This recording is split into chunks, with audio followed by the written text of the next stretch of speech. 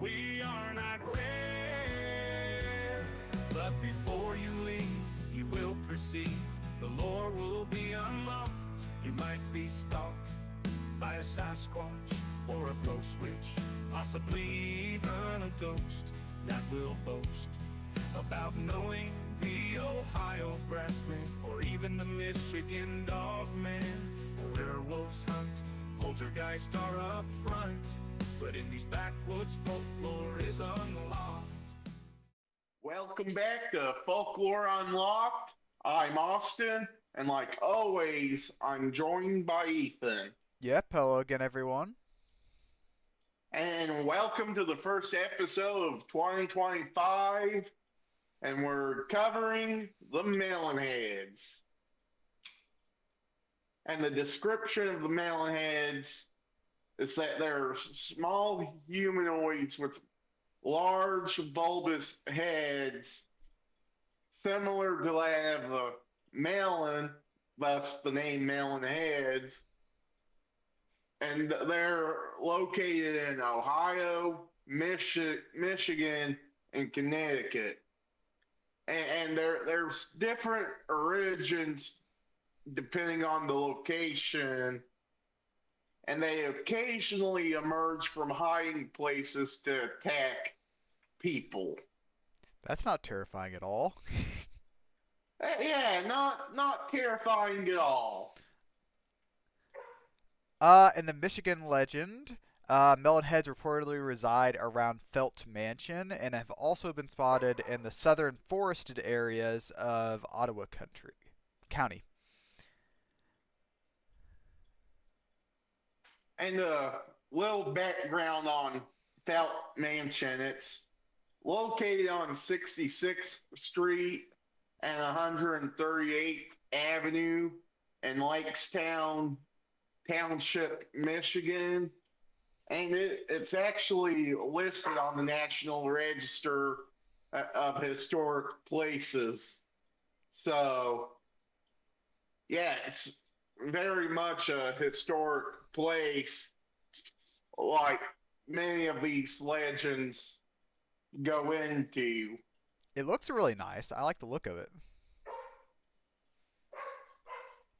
And the legend behind it. So, children with hydrocephalus who lived at the Junction Insane Asylum near Felt Mansion, after enduring physical and emotional abuse, the children became feral and then were released into the forest surrounding the asylum. And then some. Very responsible. Yeah, exactly. Just release a ton of like sick children into the hospital, like the forests. Wonderful.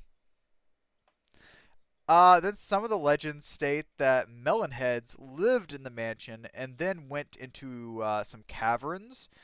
But then other variations, the children's planned to kill the doctor that was abusing them. But they had nowhere to hide the body, so they then dismembered him and then hid it around Felt Mansion. Again, yeah. Yeah, that's something. That's something. Very interesting. And the Allegheny Allegan County Historical Society asserts that the asylum never existed, but it was instead a prison.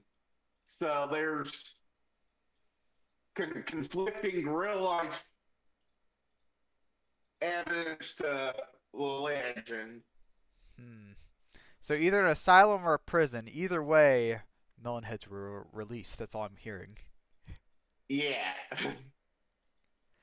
Then the Ohio legend. Melonheads are located in Kirkland, a suburb of Cleveland.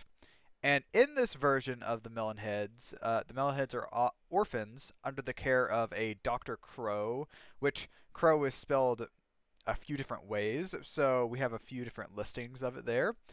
But sometimes also called Dr. Melonhead because of the melon heads. And then Crow apparently performed unusual experiments on the children, who then developed large hairless heads and malformed bodies, like we said, with melon heads. Then they wound up doing Crow in, like in the Michigan version, so they ended up dismembering him. But Crow likely didn't even exist. That's kind of what we're getting at here.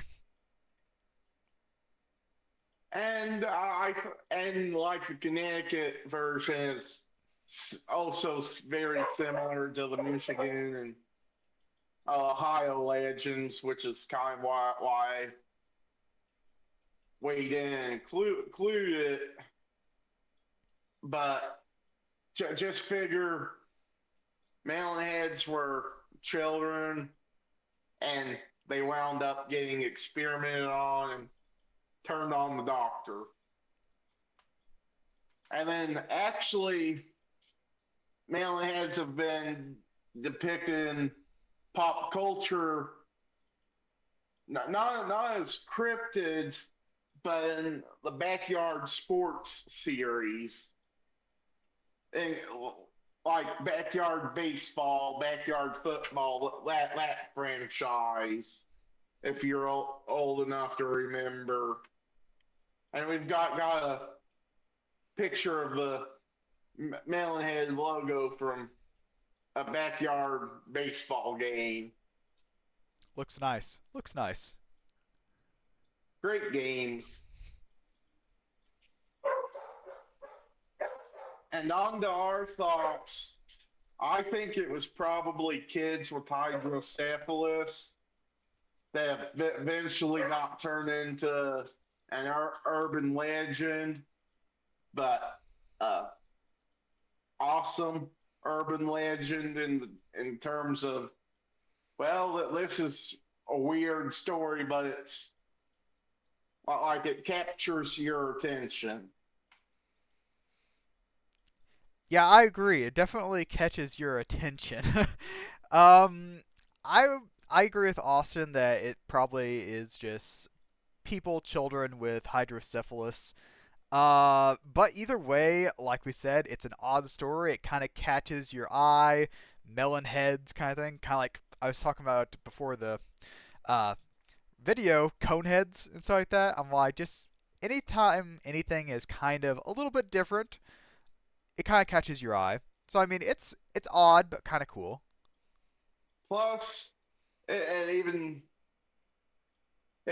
captures me even more since it did wind up getting into a gaming franchise that has literally nothing to do with cryptids in the Backyard Sports series. So they should have had like the Bigfoots too. Like, that's what they should have had in there. They should have had different cryptids, kind of like melon heads, the Bigfoots. That would have been awesome. But I think that's all we've got for this week. Kind of shorter episode for the start off the new year. But next week we're going to take a look at the Men in Black to start off a short little three-part series about aliens. Any last words, Ethan? No, thanks for watching and have a happy new year, everyone. Thanks for watching. Like, comment, subscribe if you're on YouTube. Drop us a follow if you're on Spotify. And we'll see you next week. Yeah, bye, everyone. You might wake up beside Spearfinger with an extended visit from Jack the Ripper. But if you're lucky, it'll be an angel on that range hill of Louisiana. You might meet Mary Laveau or the Road. At Folklore Unlocked, Austin and Ethan concoct their theory of the eerie and unexplained around the world, sometimes even the underworld. The lore is locked behind secrets, the folklore is meant to be unlocked. The Sokoloo is haunting NC as well as Tennessee.